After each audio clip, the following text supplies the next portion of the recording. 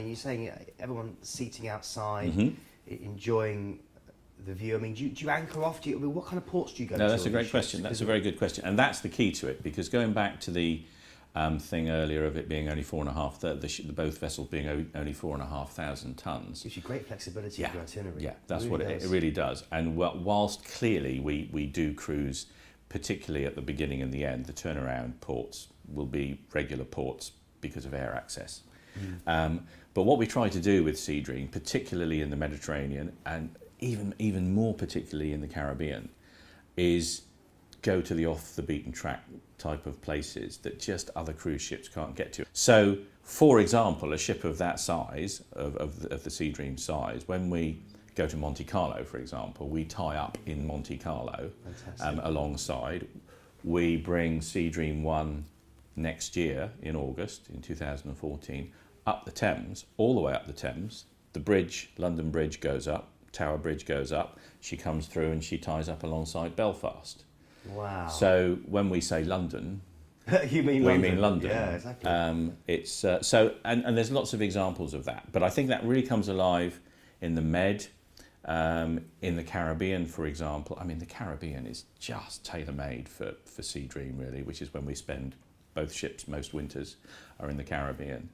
That's so different as well. Yeah. I've got to say, because I know that certain islands now have built special piers. That's right. In order to cater for big ships like like Oasis and Allure and other ships, and also to cater for the amount of ships that are coming into port. Right. Sometimes you might get ports that are saturated with 5, 6 ships carrying 3,000-4,000 people, and all those people are hitting the island.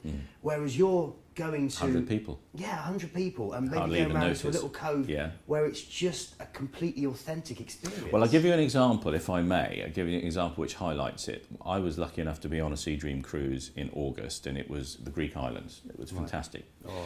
And there was one particular day where the wind was stronger than expected. I mean, it was still 40 degrees and beautiful blue seas, but it was quite windy.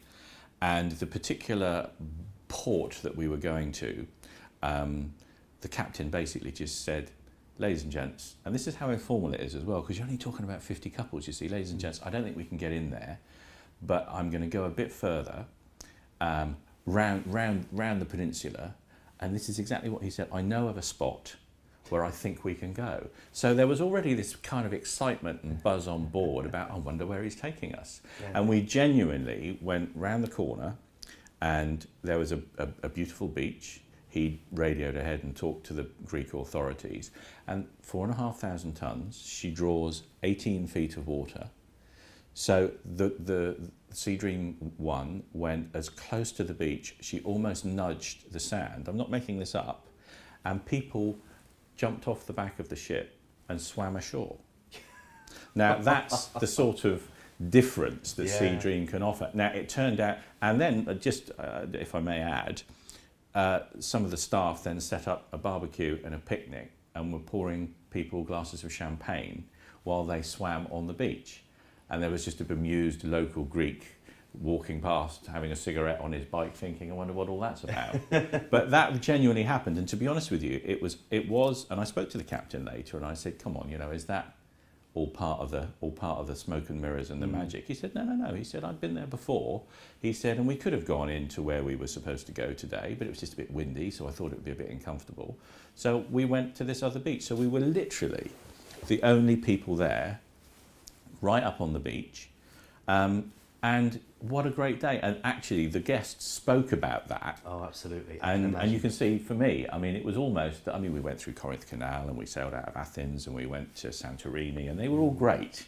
But this day was so special because it was unscheduled, and it's not in the brochure because, well, for the reasons I described. So that's the sort of thing that we can do, and often happens with Sea Dream. I'll give you one more example, if I may.